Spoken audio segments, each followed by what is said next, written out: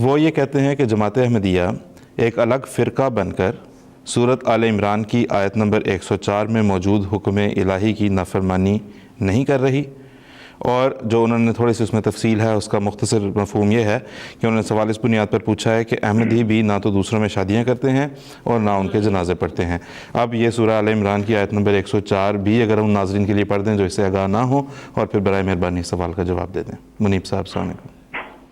جی جزاکم اللہ، میں پڑھ دیتا ہوں۔ اللہ تعالیٰ سورہ آل عمران آیت 104 میں فرماتا ہے وَاعْتَصِمُوا بِحَبْلِ اللَّهِ اعوذ باللہ من الشیطان الرجیم وَاعْتَصِمُوا بِحَبْلِ اللَّهِ جَمِيعًا وَلَا تَفَرَّقُوا وَاذْكُرُوا نِعْمَتَ اللَّهِ عَلَيْكُمْ إِذْ كُنْتُمْ أَعْدَاءً فَأَلَّفَ بَيْنَ قُلُوبِكُمْ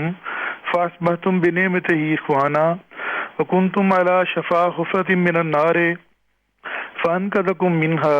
كَذَلِكَ يُبَيِّنُ اللَّهُ لَكُمْ آيَاتِهِ لَعَلَّكُمْ تَهْتَدُونَ۔ تو میں یہ کہنا چاہتا ہوں کہ جو یہاں اس آیت میں اللہ تعالیٰ نے مضمون بیان فرمایا ہے، اس کے ابتدائی حصہ، اور کہ تم سب اللہ کی رسی کو مضبوطی سے پکڑ لو، وَلَا تَفَرَّقُوا، اور آپس میں تفرقہ نہ کرو۔ تو میں یہ اپنے بھائی کو عرض کرنا چاہتا ہوں، سوال کرنے والے دوست کو، کہ جماعت احمدیہ نے تو سورہ آل عمران کی اس آیت کے تحت کہ وَاعْتَصِمُوا بِحَبْلِ اللَّهِ جَمِيعًا وَلَا تَفَرَّقُوا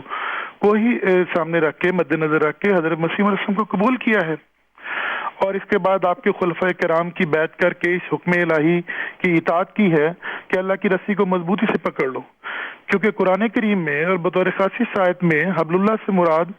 اللہ تعالیٰ کی طرف سے آنے والے وجود ہیں، اور اللہ تعالیٰ کی طرف سے آنے والے وجود تو انبیاء ہیں اور خلفاء ہیں۔ ہر دو کا جو انتخاب ہے وہ خدا تعالیٰ خود کرتا ہے، انبیاء کا براہ راست کرتا ہے اور خلفاء کا اپنے مومنین کے ذریعے کرتا ہے، جبکہ اس کے مقابل ہمارے بھائی غیر احمدی بھائیوں نے اس حبل اللہ کا انکار کیا ہے، اور اس حبل اللہ کے انکار کی وجہ سے وہ تفریقہ میں پڑ گئے ہیں۔ میں ان کو عرض کرنا چاہتا ہوں کہ حبل اللہ کو پکڑنا فرقہ بندی نہیں ہے، اس کا انکار فرقہ بندی ہے۔ چنانچہ آپ اس آیت پہ غور فرمائیں کہ اللہ تعالیٰ فرماتا وَاعْتَصِمُوا بِحَبْلِ اللَّهِ جَمِيعًا وَلَا تَفَرَّقُوا، کہ اللہ کی رسی کو مضبوطی سے پکڑ لو، تھام لو، اور تفریقہ نہ کرو۔ تو تفریقہ وہ کریں گے جو حبل اللہ کا انکار کریں گے، جو خدا کی طرف سے آنے والے وجود کا انکار کریں گے، وہ فرقہ بندی میں پڑ جائیں گے اور وہ گروہوں میں تقسیم ہو جائیں گے۔ اور یہی وجہ ہے کہ اس آیت کے اگلے حصے میں جو مضمون بیان ہوا کہ جو لوگ حبل اللہ کا انکار کریں گے وہ، یا جنہوں نے انکار کیا، وہ آگ کے گڑھے کے کنارے ہیں، جبکہ اس کے مقابل حبل اللہ کو پکڑنے والے ایک وحدت کی لڑی میں پرو دیے جاتے ہیں، اور امام وقت کی غلامی میں یا امام وقت کو تسلیم کرنے کے نتیجے میں اپنے دین کے غلبے کے لیے وہ ہر طرف جہاد میں مصروف رہتے ہیں۔ تاثر یہ ہے کہ سوال کرنے والے دوست شاید یہ بتانا چاہ رہے ہیں کہ جماعت احمدیہ کے آغاز سے قبل یا آغاز کے وقت میں سب مسلمان آپس میں بھائی بھائی تھے اور وحدت کی لڑی میں پروئے ہوئے تھے، اور جماعت احمدیہ نے آ کر یا حضرت مسیح علیہ السلام نے آ کر ان کو فرقوں اور گروہوں میں تقسیم کر دیا ہے، حالانکہ معاملہ بالکل الٹ ہے۔ حضرت مسیح علیہ السلام کے وقت میں اس قدر شدت کے ساتھ یہ لوگ آپس میں کٹے پھٹے تھے، اور اس طرح مذہبی اور سیاسی اور لسانی اور نسلی گروہوں میں تقسیم تھے کہ اگر آپ اس زمانے کے علماء اور دانشوروں کے نثر یا نظم کو اٹھا کے دیکھیں تو آپ حیران رہ جائیں گے کہ کس طرح وہ عالم اسلام کی اس صورتحال پر دل گرفتہ تھے، پریشان تھے۔ چنانچہ میں ایک معروف بزرگ جو سر سید احمد خان صاحب کے بھی ساتھی تھے، مولانا الطاف حسین حالی، انہوں نے جو نقشہ کشی کی ہے اس کا میں کچھ شعر سناتا ہوں آپ کو۔ وہ فرماتے ہیں جو تفرقے اقوام کے آیا تھا مٹانے، اس دین میں خود تفرقہ آ کے پڑا ہے، جس دین نے غیروں کے تتل آ کے ملائے، اس دین میں خود بھائی سے اب بھائی جدا ہے۔ اور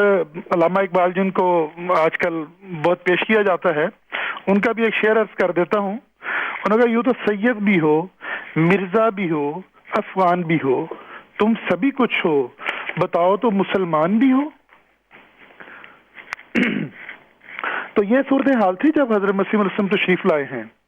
اور یہ صورتحال جن لوگوں نے حبل اللہ کو نہیں پکڑا آج بھی ان کے اندر یہی صورتحال ہے۔ ایک واقعہ آپ کو دلچسپ سنا دیتا ہوں، زیادہ اس سے بات نہیں عرض کروں گا، کہ کچھ عرصہ قبل لاہور میں ایک اتحاد بین المسلمین کانفرنس ہوئی، کہ موجودہ حالات میں مسلمانوں کے درمیان اتفاق پیدا کیا جائے، تو شام کے وقت جب وہ کانفرنس ختم ہوئی، اس پر نماز باجماعت کا وقت آ گیا، تو آپ حیران ہوں گے کہ مسلمانوں کے اتحاد کے داعی تمام احباب جو تھے وہاں انہوں نے 7 الگ الگ باجماعت نمازیں کروائیں، 7 حصوں میں ہوئی۔ تو یہ کس طرح اتحاد قائم ہو سکتا تھا یا ہو سکتا ہے؟ لیکن جن لوگوں نے حضرت مسیح علیہ السلام کو قبول کیا، جنہوں نے حبل اللہ یعنی خلافت احمدیہ کو قبول کیا، وہ دنیا میں ایک عظیم اور متحد قوم بن کر ابھرے ہیں اور رحماء بینہم کی عملی تفسیر پیش کرنے والے ہیں، اور ہر طرح کے تفریقے سے محفوظ ہیں کیونکہ انہوں نے حبل اللہ کو پکڑ لیا ہے۔ ہر طرح کے نزاع اور تنازع اور آپس میں انتشار سے محفوظ ہیں کیونکہ خلافت احمدیہ یا خلافت حقہ کو قبول کر لیا ہے جو اس زمانے میں حبل اللہ ہے۔ یہ سوال جو ان ہمارے بھائی نے کیا ہے، وہ ایک واقعہ یاد آ گیا، حضرت مسیح علیہ السلام سے بھی ایک دوست نے کیا۔ حضور جب سفر جہلم پہ تھے تو ایک صاحب آئے، انہوں نے حضور سے یہ سوال کیا، انہوں نے کہا جناب آپ الگ کی طرف سے آئے ہیں، آپ امام ہیں اس زمانے کے، لیکن یہ کیا ہوا کہ آپ کو قبول کرنے والے لوگ باقی لوگوں سے الگ ہو گئے ہیں؟ حضور نے اس کو سمجھایا، فرمایا دیکھو جب بھی خدا کی طرف سے کوئی آتا ہے تو جو لوگ اس کو قبول کرتے ہیں دراصل وہی حزب اللہ ہوتے ہیں، وہی خدا تعالیٰ کا گروہ ہوتا ہے اور وہی اصل حق پر قائم ہوتے ہیں۔ جو لوگ انکار کرتے ہیں وہ تو تفریقہ کا شکار ہو جاتے ہیں اور ان کے جو ہوا بھی اکھڑ جاتی ہے اور آگ کے گڑھے کے کنارے یا آگ کے گڑھے میں جا پڑتے ہیں۔ تو آپ نے پھر پوچھا کہ آپ کا پیشہ کیا ہے؟ ان صاحب نے جواب دیا کہ میں درزی ہوں۔ تب فرمایا اچھا پھر تمہیں میرا جواب سمجھنے میں آسانی ہوگی۔ فرمایا تمہارے پاس ایک کپڑا آتا ہے کئی گز، بہت اچھا بہت خوبصورت، کوئی اس میں کہیں سے بھی پیبند نہیں لگا ہوتا، تو جب وہ کپڑا تمہارے پاس آ جاتا ہے پھر تم کیا کرتے ہو؟ کینچی پکڑتے ہو، کبھی دائیں سے کاٹتے ہو، کبھی بائیں سے کاٹتے ہو، اوپر نیچے سے کاٹتے ہو۔ اگر تمہارے اس فعل پہ کوئی اعتراض کرے تو وہ جاہل ہے کیونکہ اسے علم نہیں ہے کہ تمہارے اس کاٹنے کے بعد یہ تم بہترین حصے کو چن رہے ہو اور اس کے نتیجے میں ایک بہترین لباس تیار ہو جائے گا۔ تو خدا کے مامورین یا حبل اللہ یہی کام کرتے ہیں کہ وہ ان لوگوں کو جو کارآمد ہوتے ہیں، جو قوم کا کارآمد حصہ ہوتے ہیں، ان کو ایک ہاتھ پر اکٹھا کر کے ایک جماعت بنا کر غلبہ دین حق کے لیے کوشاں ہو جاتے ہیں، اور فرمایا یہی میرا کام ہے۔ جہاں تک ہمارے ان بھائی نے شادیوں اور جنازوں کا معاملہ لیا ہے تو میں ان سے یہ عرض کروں گا کہ یہ معاملے کی اصل نہیں ہے، یہ اصل معاملہ نہیں ہے، یہ تو ضمنی معاملہ ہے، فرع ہے اس معاملے کی، کیونکہ اصل معاملہ ہے وہ یہ ہے کہ جن لوگوں نے حبل اللہ کو پکڑ لیا ہے، جنہوں نے خدا کی طرف سے آئے ہوئے بندے کو قبول کر لیا ہے، ان کا رویہ ان لوگوں کے ساتھ کیا ہونا چاہیے جنہوں نے خدا کے اس بندے کا انکار کر دیا ہے، خدا کے اس سفیر کا انکار کر دیا ہے، حبل اللہ کو پکڑنے سے انکار کر دیا ہے۔ لازمی بات ہے کہ جو لوگ خدا کے حکم کے ماتحت حبل اللہ کو پکڑتے ہیں، یعنی نبوت اور خلافت کی بیعت کرتے ہیں اور غلامی میں آ جاتے ہیں، وہ ان لوگوں کے پیچھے اپنی نمازیں یا دوسرے معاملات کو کس طرح لے جا سکتے ہیں جو اس حبل اللہ کے منکر ہیں یا نعوذ باللہ من ذالک اس حبل اللہ کو غلط سمجھتے ہیں۔ اس لیے یہ معاملہ جذباتی نہ بنایا جائے بلکہ اس کو حقائق میں دیکھا جائے، حقائق کی صورت پیش کرنا چاہیے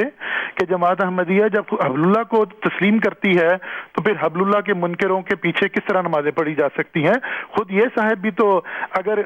آمد کے کسی دوست کی آمد کے یا کسی مسئلے کی آمد کے منتظر ہیں، ممکن ہے نہ بھی ہوں، لیکن بالفرض اگر کوئی شخص خدا کی طرف سے آ جائے مسئلے بن کے، حبل اللہ بن کے، تو یہ خود فرمائیں کہ کیا اس کے منکر کے پیچھے یہ اپنی تمام مذہبی عبادات بجا لائیں گے؟ ہرگز نہیں، ہو نہیں سکتا، کیونکہ پھر آنے والے کا مقصد فوت ہو جاتا ہے کہ اگر اس کو قبول کرنے والے لوگ اس کے منکروں کے پیچھے اور ان کو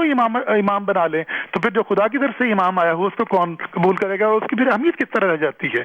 اس لیے جو لوگ خدا کے طرف سے آئے ہوئے امام کو قبول کرتے ہیں، اماموں کو منکم کا ارشاد ان کے لیے، ان کا امام انہی میں سے ہوتا ہے۔ جزاکم اللہ۔ بہت بہت شکریہ اسماعیل احمد صاحب، جزاک اللہ۔ جی جہاں تک جنازوں کا تعلق ہے، انہوں نے فرمایا کہ جنازے نہیں پڑھتے ہمارے، جی یہ دیکھیں اب اس میں کتنا تضاد ہے، اپنے اس کے اندر، اس سوچ کے اندر کتنا تضاد ہے۔ ایک طرف تو کہتے ہیں کہ تم کافر ہو، تم مسلمان ہی نہیں ہو، دوسری طرف کہتے ہیں ہمارے جنازے کیوں نہیں پڑھتے۔ اب ان کو کیا شوق ہے، جن کو وہ کافر کہتے ہیں، کیا شوق کیا ہے ان سے جنازے پڑھوانے کا؟ کیا ان کو یہ شوق ہے کہ کوئی یعنی یہودی، کوئی عیسائی، کوئی پارسی، کوئی آتش پرست آ کے ان کا جنازہ پڑھے تو بڑی خوشی ہوگی؟ ہم تو کہتے ہیں کہ ہم آپ کے جنازے پڑھنے کے لیے تیار ہیں، اپنے کفر کے فتوے واپس لو، خدا تعالیٰ کی خاطر راستہ پر آ جاؤ، اس ماننے والے جو دعوے دار ہے خدا تعالیٰ کی طرف سے آنے کا، اس کا دعوے کو تسلیم کرو۔ ہم اہلا و سہلا، چشمے ماں روشن دل ماں شاد، بالکل ٹھیک، بہت شکریہ مجید احمد صاحب، جزاک اللہ.